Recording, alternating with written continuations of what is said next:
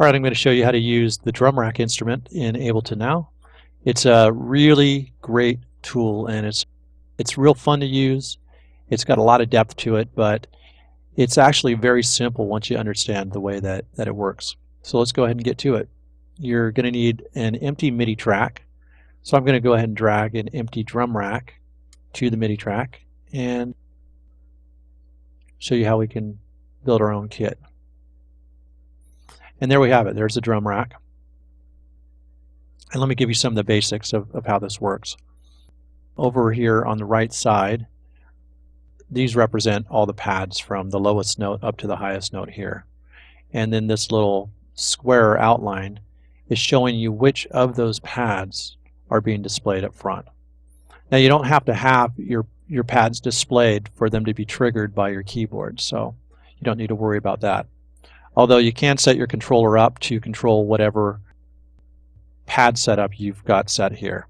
That's for another tutorial.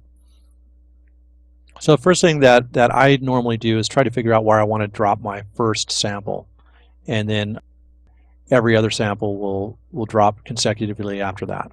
So I make sure that I highlight and arm the drum rack track, and then I just hit the note that I want to start on. And as I can see, luckily I'm in the right place here.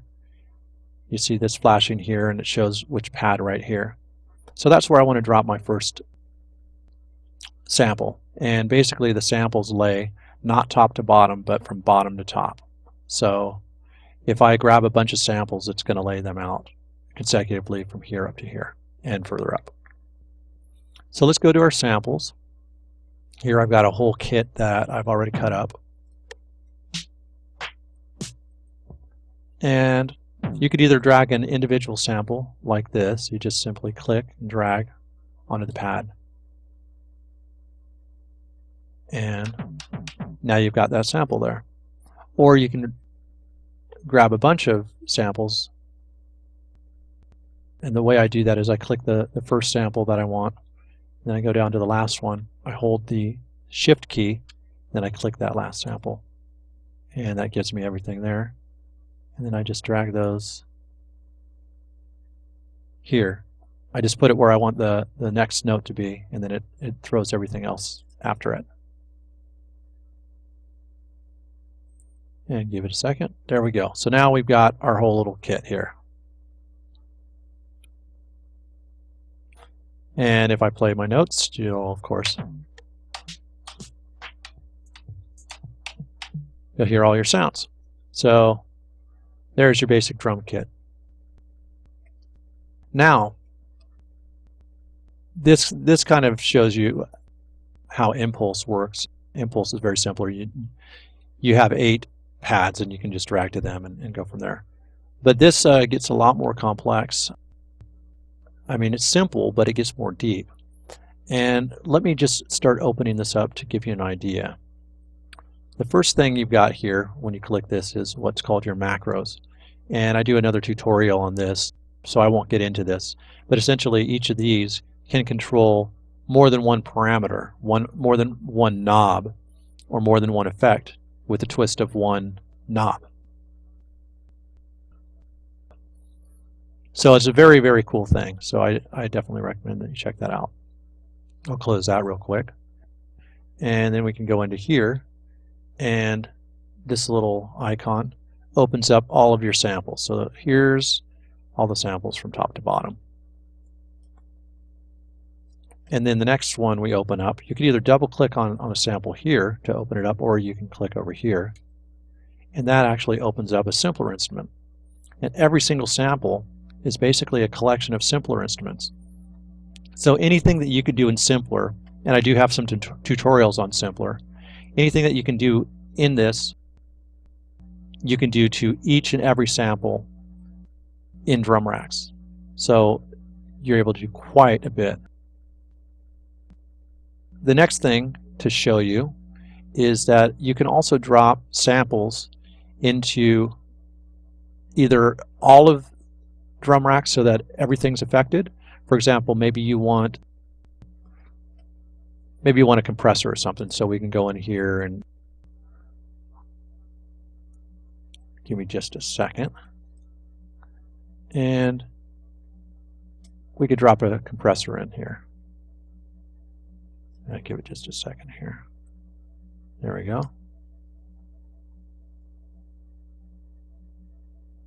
And you want to make sure that it's outside the chain. That means that this compressor here is going to affect everything within it. If you put it inside the chain, like this, then that effect is only going to affect this individual sample. And as you can see, if I go to the next sample, that compressor is not there because it only affects this very first sample. So you could like highly compress your kick or your snares or whatever and leave some of the other stuff alone if you want to do that. And I'll go ahead and delete that just by clicking on it and hit the delete button. Now, another great thing about drum racks is a little feature right up here. So here's your drum rack's track, but it has this little triangle icon. So if you click on that, all your samples open up as separate tracks. So that means that you can mix them exactly how you want volume-wise. You can pan them however you would like. And you could even add whatever effects that you want to each individual sample. So that is a very, very cool feature that I'm sure you'll get a lot out of.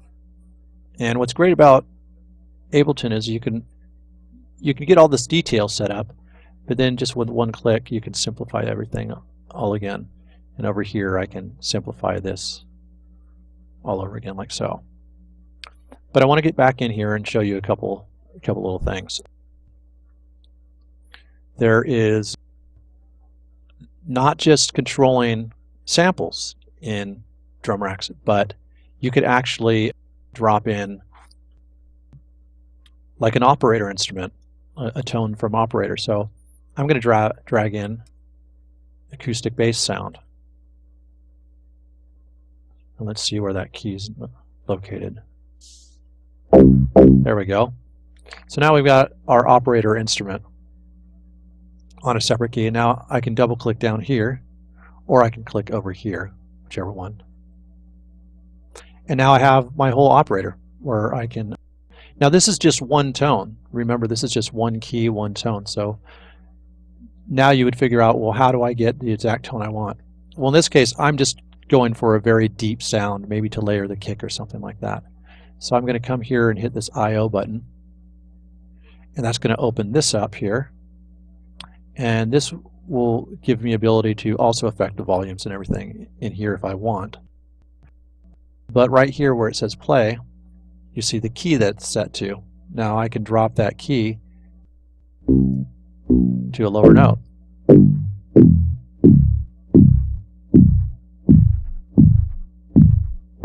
Okay, so maybe I want that, and then maybe I'll grab my filter and just, I got a low pass here.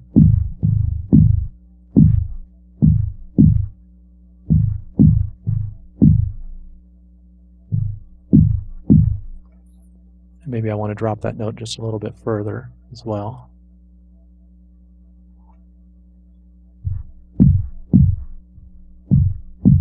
There we go. So now we've got like this real low tone, and I would probably bring the volume down. And I could use that as a layer with the kick. A little lower.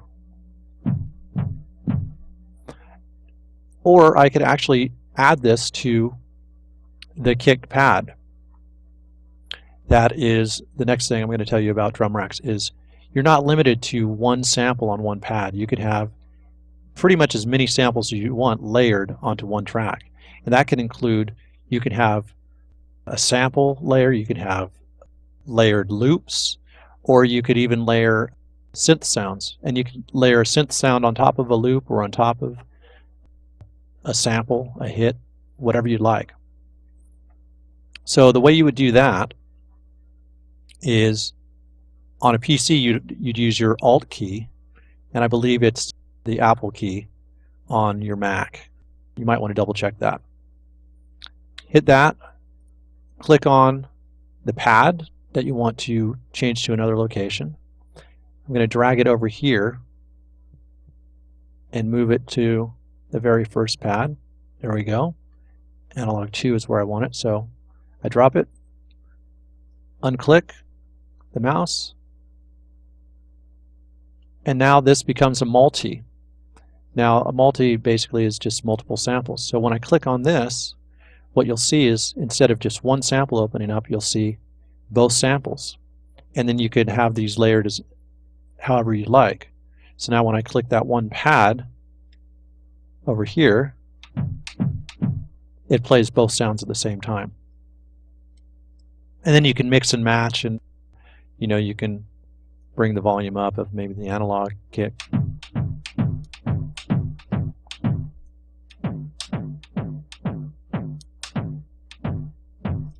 And there you go. You've got a layered sound. And you could add one effect to both of these all by itself if you like, or you can add a global effect. And then when this looks too complex to you, you can just come over here to this side and just close these back up and simplify everything. And that's your first lesson on drum racks.